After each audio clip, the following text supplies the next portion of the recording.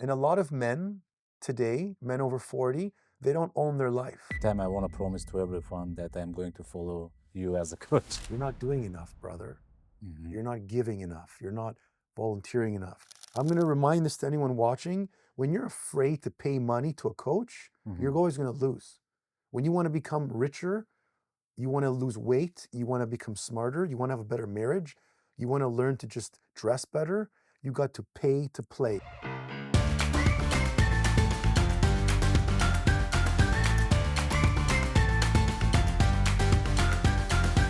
Hi everyone, Levon is here, and today is another episode built in Canada. But before I will introduce my today's guest, I would like that you will subscribe, like, and share this information with many people because that will help us to improve our channel and more people will get inspired by our guests. So today I have a special guest because so many people are interested in a fitness life and how it's working. They are busy in their days and they don't have time for fitness. So I invited my personal coach and a great coach in our area, Dimitri. Thank you very much for coming. Thanks for having me, man. So you have kind of two positions. You are a coach and a business owner. And I'm a dad too. So that's a family. That's a family. We got a big pack there. That's important thing. So I will try to start from the business because our podcast more about the building Canada, businesses that built in Canada, and inspiring other people who is thinking about some businesses, but they are always thinking that it's impossible. Love The it. second, I will ask you to share some tips as a coach, Yeah, how to help business owners in their daily routines. my passion. Let's kill it. So, fitness business, you have a gym. Mm-hmm. In today's market, there are so many gyms around, and there are Saturated. like the names and the big names and the prices. So how you decided and how long you have this gym and how you decided, what inspired you to have your own business as a gym? So if we're going to answer that question, I'm going to roll back 2, 3 decades. And I think this is probably the one thing that inspires most people to open up a business, is when you have a certain drive that you want to achieve something because you feel like maybe you have to prove something. And some athletes have challenging upbringing or they have good upbringing. They want to prove, they want to become the best athlete. Some entrepreneurs struggle in certain areas of their life and they want to open a business to have fame and fortune. They don't want to be like their parents and their families. So for me, I believe the drive to be an entrepreneur came from my early upbringing of having a dysfunctional family. My father had left my mother when I was 3 months pregnant, when she was 3 months pregnant. In that breakdown of the missing father, the challenging teenage years with me and my brother, with an absent person, challenging years with my mom growing up with 2 young boys, created that bit of a necessity for me to have to want to survive. And the one thing that I kept saying was, I hated the way we grew up, even though my mom's here and she's, in the back watching. We grew up in a very poverty-stricken area, government housing, food stamps, and it was difficult for my mom growing up with 2 kids of her own. So the one thing that I kept saying was, I don't want to be like this when I'm older. I want to make money. I want to be financially stable. I do not want to take the bus. I do not want to live in an apartment building. I do not want my kids to not be able to go do sports. So growing up with that tough childhood fueled me to keep having fire to um, fall in love with sports and coaches at a young age. Growing up, when I was between 8 and 15 years old, my mom was working in the summers in all morning. In the evening, she'd be going to school. So she kind of left us alone and said, hey, my brother's 6 years older. He was doing his things with his buddies, but I was home alone at 10. That's kind of against the law back in those days because a 10-year-old should not be alone. So I would go to the local pool in our apartment buildings, and I would be like, I would sit there all day, and I would stay with the lifeguards, and I would ask them questions. And then one day they're like, don't you have a family? Like, where's your mom? Where's your dad? Where's your friend? You're always here all day. And then when I told them what's going on, they called my mom and said, listen, we got 2 options here. We can either tell child services that you're not around and your kid's here all day by himself, or you can bring him food and leave him here with us, and we're going to apprenticeship him into lifeguarding and helping. So from every summer from like 10 till 14, I was their apprentice. Wow. So I started leaching to coaches, to male role models, because I didn't have one in my life, right? Right. Other than Arnold Schwarzenegger, Stallone, Van Damme, Michael Jordan. To me, athletes, actors, especially Arnold, were the guys who would give me comfort. Because my mom was amazing, but when you come home with like trophies after Yeah. trophies, Ma, I won first place. Mhm. She's like, great job. I'm going to be going to school now, but I left the dinner in the oven. You got to do your homework. You got to do the laundry. And when I come home, so it was a very difficult time. Not that she wanted to do that, but she's raising two kids. So coaches are what changed my life. Getting to your answer about how do you want to open a business, from having coaches when I was 10 to going to high school, my wrestling coach, Mr. Williams, he's like my second father. My swimming coaches, for 4 years, I swam 6 a.m. I had to be in the pool, Wow. 6:05 in high school. I think still is this. And I was coming from Kipling and Steeles down to Jane and Lawrence, an hour drive. So my wrestling coach, my soccer coach, my football coach, they all started becoming my mentors. And then I said, hey man, when I met my first bodybuilding coach and I started competing with my mentor, Chris Simpson, I said, I want to build something different. Mhm. And then I knew I had the goal. I didn't know where I was going, but I said, I have the goal and I'm going to follow that goal. Thank you for sharing this. Like really, it's interesting. I see that you've been in different kind of sports, and you were thinking to become a coach. But business and coach, I know so many coaches, but they don't have a business. Having a business, especially gym, Mm-hmm. I believe you had so many challenges when you started your own business. How long already your gym exists? It's 19 years. 19 This years. March is 20, man.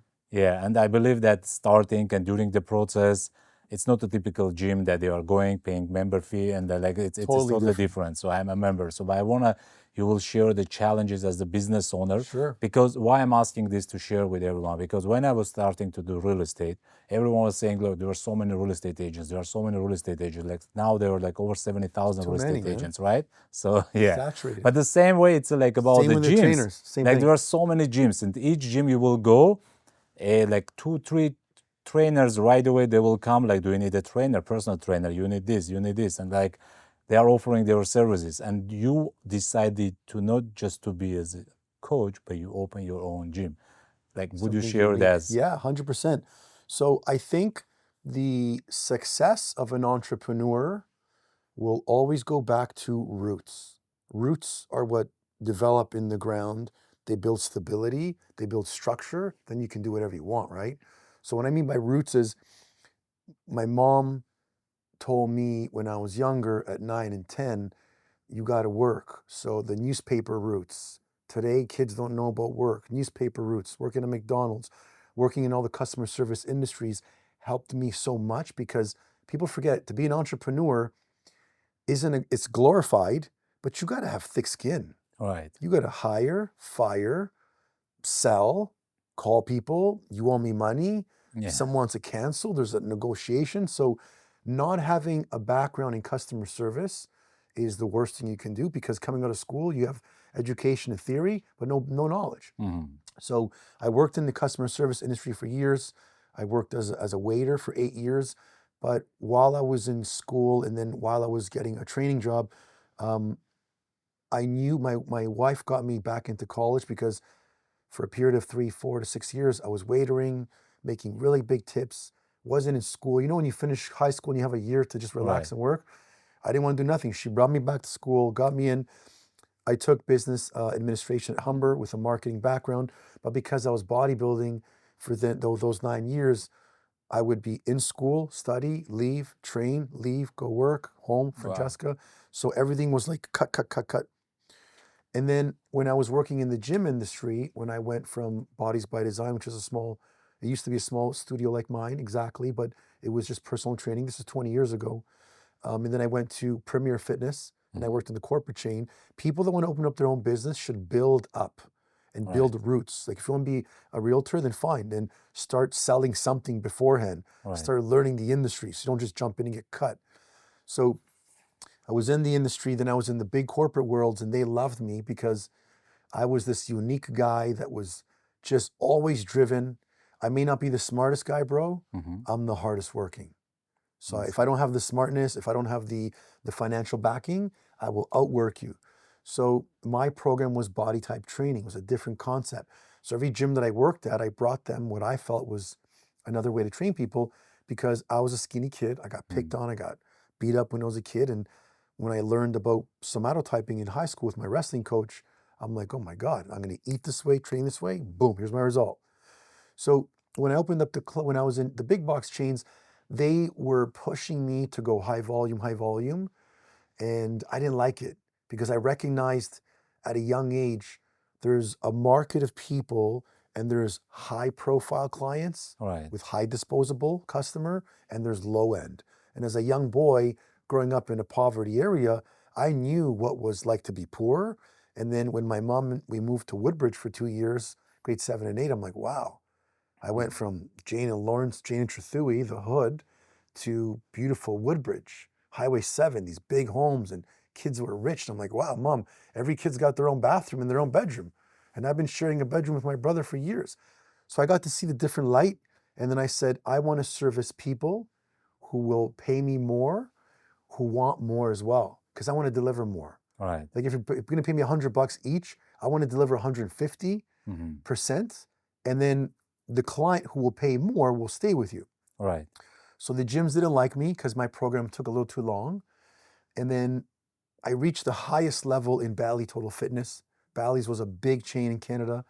They had, I don't know, hundreds of locations in the world. And then one of my managers who I promoted, who left me, messaged me on a Sunday night and says, hey, man, someone that you let go, that you fired, really has it out for you. And they've contacted head office in Chicago, head office in New York, head office in Canada. And they put that you're working for a company called Pure Motivation Fitness. You're training people in a condo. You're stealing their business. I'm like, this is crazy. I'm the top manager in all of Toronto. Mm. I was managing so many other clubs and different managers. So I went to my mentor, and I think that every entrepreneur should have a mentor to go Yeah. to. And Joseph Bensadoun at that time goes to me, you know what? You're at the highest level you can be. You're a young guy making a lot of money. You need to resign now. And I'm like, what? I'm like, my wife's pregnant, bro. He goes, you need to resign. You need to go on your own. And I'm like, holy. So then I got really nervous. And I said, I'm going to trust you.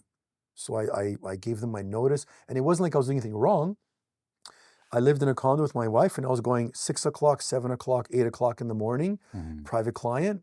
And then I would go upstairs, shower, drive to Dufferin and Finch, do a full day shift as a manager, come home at 8 o'clock, 8 to 9, 9 to 10 in my condo. I never saw my daughter for 3 years. I worked 24/7, but I got it done. So because someone that I let go wasn't happy, they must have mentioned, they found out. I told them, listen, I'm leaving. My wife was pregnant. So I started Pure Motivation Fitness in-home training. Oh, I And see. here's the levels of progression for the entrepreneurs watching. You can't reach for the stars. You gotta go nose to the floor and build up. Steps. And you gotta build up steps. So we built up a team of 3. I was going to Thornhill, downtown Toronto, Mississauga, Bolton, Brampton. And now I'm maxed out. I maxed out how much I could sell per month, how many clients I could see for a consult, 3 hours of driving. And I'm like, damn it, what do I do? So I contacted another one of my mentors that came into the club. He sat down at our home. And remember, you got to pay to play. Right. I'm going to remind this to anyone watching. When you're afraid to pay money to a coach, Mm-hmm. you're always going to lose. When you want to become richer, you want to lose weight, you want to become smarter, you want to have a better marriage, you want to learn to just dress better, you got to pay to play. What I mean by that is if you want to be in Yeah. the league, you got to pay some money to have skin in the game. So I hired another coach, and he said to me, listen, this is what you're at. Get a business plan together, go find a space, open up your own club. You know how to do it. You were doing it for other gyms. Do it for yourself now. So now I'm like, damn it, what do I do? So I went to Indigo. I bought 3 books, how to write a business plan. I contacted, first I went to Bathurst and Center Street. They said no to me. They're like, you don't have covenants, you don't have any money. I went to another location, and I kept getting no's because I didn't have any locations. And then I went to Dufferin and Major Mac. Yeah. Back then, that's a big, big area. And they said, listen, you don't have a business plan. You don't have any money we can take if something's go bad. I go, I'm going to come back to you in 1 month and I'm going to have credit. I went to BDC.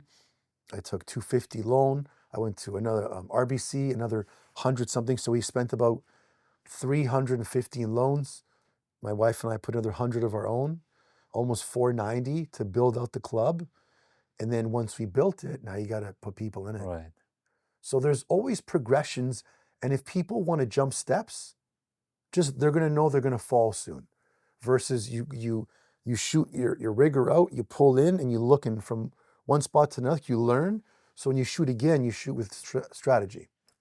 So that's very interesting. In this pathway, what is the most difficult challenge, to find the clients or to open the space? To get over the society's brainwashing system of fitness isn't a priority. To build a gym, you just need to sit down, get a piece of paper, write out what you need. I was the GC, the general contractor. I didn't have money to pay for someone to manage it. So I got 5 quotes from you, 3 quotes from him, 3 quotes from her. Me and my wife, the best quote. You can build it. To market, if I have money, I pay you and you do Facebook ads for me.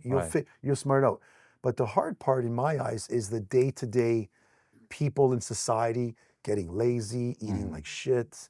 It's even though fitness will always be the best thing for us and the most healthiest thing for us, so little people do it. Right. So for me, that's been always the harder part about convincing society or whoever's near us. So my way of doing it is say, you know what? I'm going to be the example. I'm going to go compete. I'm going to build my body like Arnold, and I'm going to have proof that I was a bodybuilder, natural, drug-free. When I have that proof, I'll build the gym. Because if I have the proof, I can build the gym and people trust me. Right. So I built the brand, I have the location, and now that people trust me, I just need to get a following of people to follow and get results. Yeah, I agree that that's very, very important. You need when that. I saw first you and I saw so many coaches, sometimes I see like the coach is overweight, and he's teaching me how to handle everything. You don't have that belief, Right. So you want to see the person that at least he can control, and then you can believe that, okay, I have to follow this person because he knows how to do everything. You have to master something in the art of what you're doing so people can remember. If I meet you and you're a potential client, on the phone, there's no body language, right? I just hear your voice, I hear your tonality. Right. What you're saying means nothing. If you're excited, I feel you. I'm going to find you a home. Don't worry. I'm going to come over. I feel you. But in person, I see you. Right. So if you don't look good, if your shirt's not tied up, if you don't have a good handshake, if you're not ready to go, people would judge you. And I tell my coaches, we're like restaurants. Someone's going to come for pasta every night and love it. But the one night they find the hair in it, they're going to freak out. So because we're training people daily, you got to constantly give the best service. Right. And sometimes employees in any type of business will be like, the owner's crazy, he wants too much. So the owner, the entrepreneur, has to remember, you are the leader. You need to shoot from top down and say, this is my vision, this is my mission. If you want to be on this bus, we have to share it. Right. And if not, I'm totally okay. We can part ways. When you build respect like that, you don't care if the employees love you, they want to respect you. And a lot of entrepreneurs that build a company, they want to be friends with their employees too much versus saying, listen, I need you to be on time and provide ABC because I want to get this guy results. It's not about me being an ego. Yeah. And being an entrepreneur is tough because people need to recognize if you don't have the tough skin to sit down and say, Levon, you know what? I think you're a great guy. You did really well last month in sales, but you're not. Your KPIs are late. Your end of day report's late, and like I know we've been here for 2 years, but I got to log this down, brother. And in the next 90 days, we have to performance manage you. If you can't say that to your employees because you're worried, then you got to get a coach to teach you how to break that, I like it. or else you're going to lose your business. Yeah, right? since day one, I joined in real estate. I had my coach, again, from the different sources, different ways to coach, different type of coaches. And I believe, like, I'm a big believer in coaches. It's a fitness because there are the people that we believe in a school. We go to school, we have teachers. We name the change as a coach, but it's the same thing. We Same have to thing. You're a learn teacher from and we're them. students. In my eyes, coaches change lives. And if it wasn't for my coaches, I would not be the best dad I am. I would not be amazing husband. I would not be an amazing, like athletically built dude at 47. So people are afraid of investing in a Right, coach, in themselves. but they'll buy stupid shit. Like they'll buy granite countertops and designer shoes and purses, and they'll do their nails and their hair, and they'll pay $50 twice a week to get their beard done, but they don't go buy protein powder to put some Right. muscle on themselves. Yeah. So that's what I'm constantly fighting against. I'm fighting against McDonald's, Tim Hortons, social media. That's what trainers are fighting against. And you're probably fighting against people's hope, where if they don't believe the market's good, no one's going to sell me. You know what? I'm not even going to call Levon because it's not going to work. It's a market. You got to build hope in the Right. market, right? Yeah. That's what I see. At the same time, I want to promise to everyone that I'm going to follow you as a coach because Yeah, you've done great I'm not too, doing man. so many things as well, and they have a chance to follow to see the result. But So it's a kind of commitment for me as well. What I like about you since I met you was you've been honest. And a lot of men today, men over 40, they don't own their life. There's a percentage of men that hide behind whatever mask they're wearing, and they're either not happy with their family, they're not happy with their marriage, they're not happy with their job, they're not happy with their body, they're not happy with their paycheck, they're not happy with the way they see people. And that's when a man, women as well, but with women there's a different style of coaching. Right. Men need to have a strong male role model to say, listen, I'm calling you out on your shit, bro. You told me 3 weeks ago you're going to do this. Right. Come on. That is what strong men need to build together. And not only just men, but entrepreneurs need to be around other entrepreneurs. And I've been paying for coaches, since 2005. Yeah. So some people be like, wow, you spent so much money on coaches. But yeah, I can pick up the phone now and call so many guys, say, hey, man, it's been 6 years since I spoke to you, but I'm going through a dilemma. How do I fix this? And then bang, they'll help me out. It's a small call and it's changing. When I started my business, I flew to like different cities wherever the coaching companies they were doing their events. Like the first thing I have to choose the right coach. I want to find out the right coach that I want to go with him, and I believe that's very important. Now, how you are handling coach and the business owner, how you are balancing these two things together. I think I had a guest, he was dentist and he has his own clinic. Yeah. And he was like, I like more dentistry. So now how you are managing and handling this together? It's tough because the way we're selling our program is unique, where when you go to a gym, the typical experience is just sign them up. That's what their motto is. Right. Just get them in. Just get it. We need numbers, right? Yeah, that's my motto is, what is your goal? Where are you now? Where do you want to get to? And what's the problem? I pull out the gap.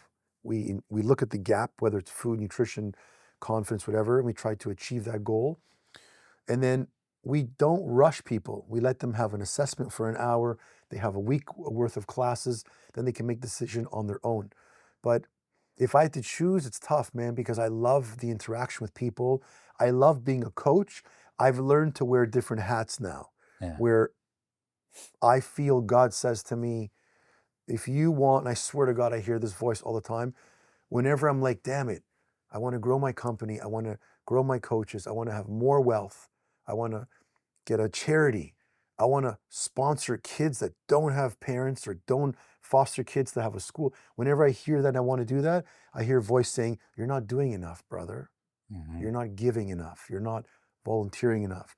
So I think the owners of a business have to recognize, unless you have the ability to be like a super genius, Elon Musk, Zuckerberg, and you're making so much money where you can afford to pay people to do all the jobs, you're going to have to suck it up and give in a little bit and be your feet a little bit here and there until you can build up some amount of money in reserve to hire a little mini you. I see. Because if not, and you just outsource to everyone, oh yeah, I hired this HR company, some girl's going to speak to my staff, they're not going to respect you as much. Or I outsource my marketing or my sales. So you have to be able to choose, what are you really good at? And you need to find the opposite personality type. So I'm a blue-orange personality type versus yellow-green. And really quickly, blue or personality type is a Smurf. They talk a lot. They open up conversation. They can speak openly. If they're in a line, I can make conversation. Orange is adventurous, risk taker, entrepreneur. So those two traits I am. Yellow green is like my wife. Yellow is amber, reserved, on time, takes notes, doesn't rush, thinks about things, strategizes. That's not me. I'm like, you got an idea? Let's go. You call me like not even Yeah. 24 hours ago. Okay, I Let's booked an do it. appointment. I'm like, shit, I have another appointment. I got to cancel this. Yeah. Versus More driver. Yeah. a Yeah. green person was going to be more Analytical. analytical. Well, hold on a second. When's the podcast? How am I going to be filled? Can I come next week? So Yeah. based on that personality, my wife is the best partner because I'm the pusher. I'm the Taurus bull who pushes through. And you need to find a partner who's not always like you. Because if two bulls are going together, it's a clash. She's the one who says, wrong decision. I don't think you should do that.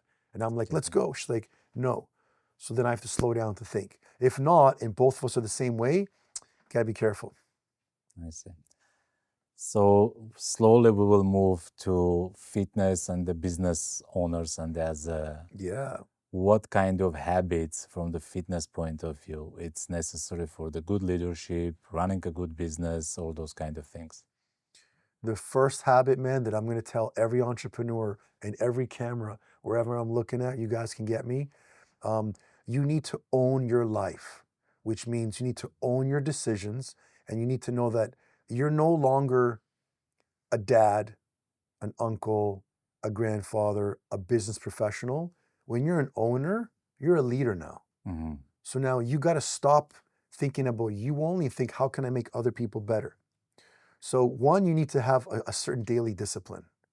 And I think for entrepreneurs who don't work out and don't do it on a regular basis, I don't care if you're a small business, whatever it is, a mom and pop shop, Tim Hortons, video editing, whatever it is, if you're not working out, you don't have structure in your life to say, I'm going to take care of this, and I'm going to take care of this and my body. And when you don't have the ability to take care of your body, everything is reckless because in my eyes, you're always fixing something else, and now you're breaking down. So entrepreneurs should start off their day with, whether it's in the morning a workout or it's in the afternoon or evening, it's got to be put in your day. I would say the best thing to do is in the morning because you get it done.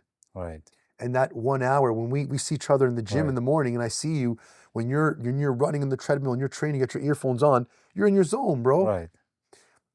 You're not thinking about real estate. You're not thinking about your kids, your wife, the video, the shoots. It's you. And if you don't have time to pull away as an entrepreneur to protect this, you're going to burn out. You're going to spill into your team. You're going to spill into your clients in a wrong way. So one, you need that discipline. Number two, you need to tell yourself that if I do it and I set the example, then I can expect more from you. So in my team, or if I hire a new trainer and I tell them, well, listen, you got to organize your schedule better, or you got to do this, and they may say, well, it's difficult. I'll say, and I know sometimes it may sound egotistical, but I'm like, what do you mean? I'm 47. I got 2 kids. I got a wife. I got 20 staff. We got 200, 300 members. I have online clients. I have to do videos. If I could do it, so can you. Right. So you develop a level of expectations and standards now where once you do those little, you wake up in the morning, check.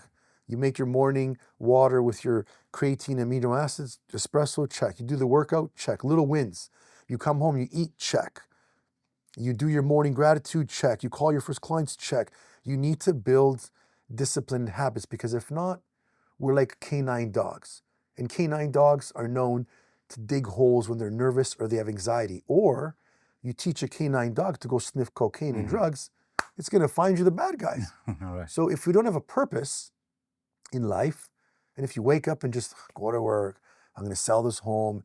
If you don't have purpose, you start digging holes. And those holes become alcohol, addiction, porn, cheating, late night sleeping, bad eating, negative thoughts.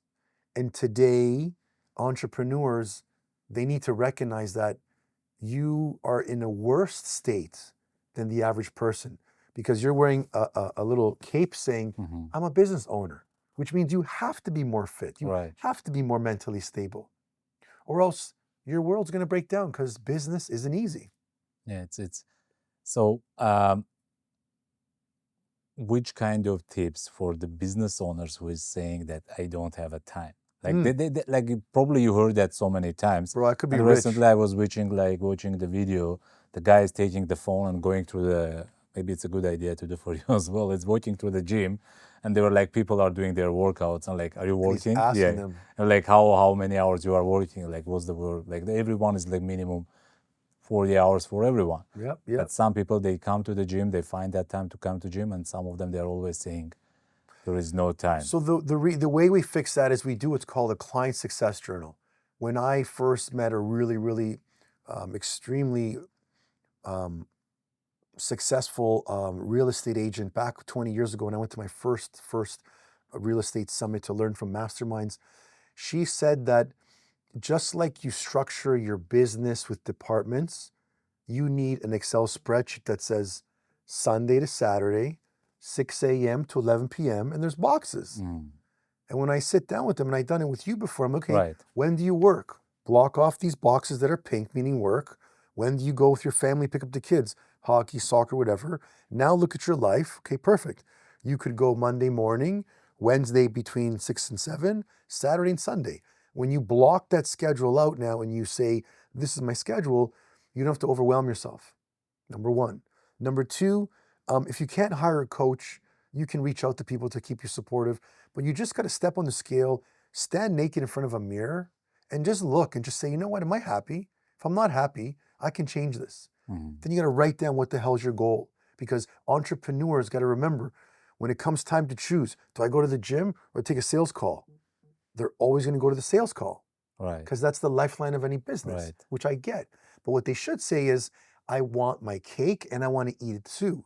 So I'm going to work out and I'm going to get my sales call in.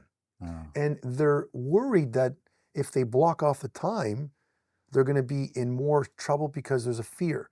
So if they can switch the mindset to, is the workout going to be pleasurable or painful? Tony Robbins, the two things that Right. run us, right? So to me, training has always been pleasurable because it saved me from younger years without having a dad and all the like turmoil. So to me, the gym is a fatherhood, it's a mentorshiphood, it's a de-stressor, it's a time I can build my body. For other people that never had that, it's more, oh my God, I gotta go to the gym, I gotta drive there, I gotta stand in front of people, I gotta bring a change of clothes, That's I gotta have easy. food. So they're always afraid, entrepreneurs, to put aside a certain amount of money in their business and say, listen, I'm going to put aside the money for a trainer once a month, Right. once a week, whatever it is. I got to try it out. And like one of my mentors says, entrepreneurs need to make fast decisions. Make a decision, Yeah. move on. In When today's you world, sit there and you especially. think, make a decision, hire the trainer. If it doesn't work 3 months from now, you know you made a mistake. Yeah. But if you hire the trainer and you keep moving on, you lose weight. Oh my God, I lost weight 3 months. I'm doing really well. Yeah, I believe, yeah, like you remind me, Tony Robbins, like it's a pleasure or it's a painful. I believe both, like how Tony is saying as well, right? Both of them are there. You are going to have either their pain during the training Yeah, or the man. pleasure later on Of when you see, like you course. are saying, in a mirror, or you feel good, you are healthy, Of or course. like both of them are going to happen. It's just a sequence. Which one would you choose? Where do you get the pain and where do Yeah, you like, get do you the, want to have regret when you're, my mom's 79 and she's more fit than women who are 40, 50. She's almost 80 years old. So how do you get that? Well, you got to be fit. You got to put the time in. So I would rather have the pain of working hard, stressful lifestyle, having to carry, like, I got a gym bag with 2 pairs of underwear, 2 pairs of socks, 2 pairs of gym gear. I got a container full of 4 meals. I got my briefcase. I would rather that than having to stress over, oh my God, I got pains in my bones and my knees. I'm not confident, right? And I also think that entrepreneurs, when they want to be healthy, they should look at structuring time to eat. And one of the stupidest things is they think that by sitting at their desk yeah, and going 7 hours without eating, it's okay because you're working. You're a fool, because your blood sugar is going to drop. You're going to be having hunger pains later. You're going to be starving to binge all night. And based on your genetic type, whether you're ectomorphic, mesomorphic, or endomorphic, your blood sugar is going to, boom, you're going to spike blood glucose and store fat. And also, your energy is going to be low. and you're always in a fight or flight, stressful period. Your cortisol's high because you're always, I got to eat, I got to go to lunch.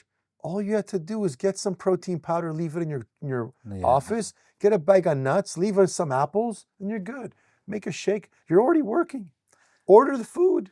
Yeah, what I like in your coaching system, it's again, it's not as an advertisement, but it's really the sharing that it's not just go to gym and you have to do these exercises and out, but it's a lifestyle change because it's not just okay, you have to eat this and you don't have to eat this, but at the same time you are teaching why it is important to eat this and when is it Yeah, important to because do this. if I can give you the tools to fish, you'll fish and have food, right? Yeah, So when coaches always keep things private or they just tell you what to do and not why, to me it doesn't make sense. I'd rather teach you what to do and why, and then I'd rather quiz you and say, well, what happens if you do this, this, this? yeah, But the biggest thing is they don't bring food with them. They're not structured. They're not organized. You have to you have to get some kind of pain to get success. You started this business, your brokerage, you had painful nights, long nights with no sleep. Sometimes you miss your kids, sometimes you miss special events, but you build success.